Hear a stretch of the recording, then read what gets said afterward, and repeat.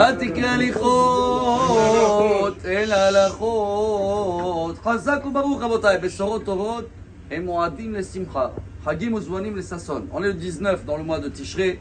On est dans le 5e jour aujourd'hui de Sukkot avec l'invité d'honneur Aharon Cohen qui nous apprend bien sûr de chercher le shalom. Et même si vous voyez un petit peu l'histoire du monde, il y en a qui, dès qu'il démarre la première paracha, il dit qu'est-ce qui se passe? Il n'y a que 2 frères dans le monde, déjà un il va faire assassiner l'autre, mais il faut avancer dans la Torah.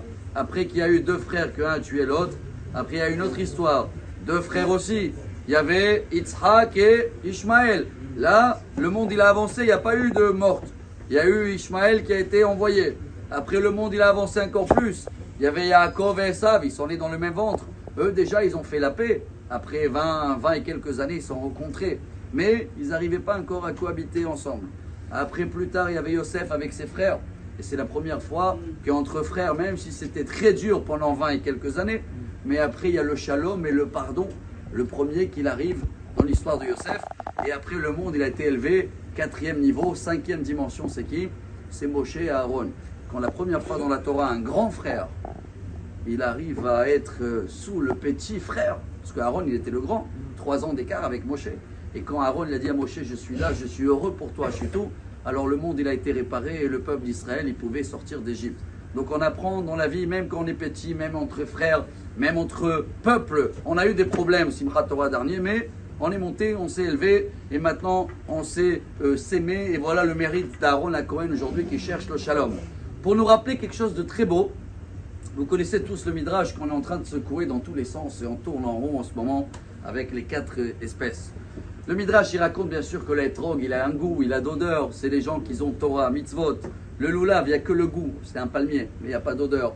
Ça représente ceux-là qui ont Torah et pas mitzvot. Le hadas, il a que d'odeur, mais pas de goût. Mitzvot sans Torah. Et le dernier, la harava, il n'y a rien. Wallo, mais il fait partie de... On est tous dans le même bateau et dans la même soukha.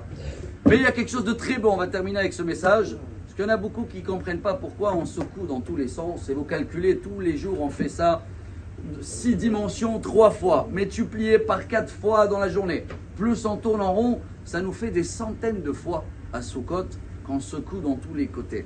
Le Rav Fanger, il disait quelque chose de très beau, il disait que ces 4 espèces, ce n'est pas seulement 4 personnes dans le peuple juif, c'est aussi... 4 façons que chacun de nous, des fois, il est dans la journée. Il y a des journées, tu es comme un étrog. Tout est beau, tout sent bon, tu es heureux, tu es bien. Il y a des journées où tu es loulave. Tu tiens la route, mais il n'y a pas de goût dans la journée. Il y a des fois, c'est l'inverse. Tu as une bonne odeur, il y a la spirituelle, mais la parnassa, le matériel, il n'est pas là. C'est le hadas. Et il y a des journées wallo. C'est des journées tourne de sol, là. Arava. Il dit, le Rav Fanger, c'est très beau. Qu'est-ce qu'on fait tous les Sukkot? On apprend d'abord de secouer dans tous les côtés et éloigner les mauvais moments. Et ce qui est bon, tu le prends dans le cœur. Et ce qui n'est pas bon, tu l'envoies. Quand tu fais ça pendant Sukkot, tu couvres tous les jours de l'année.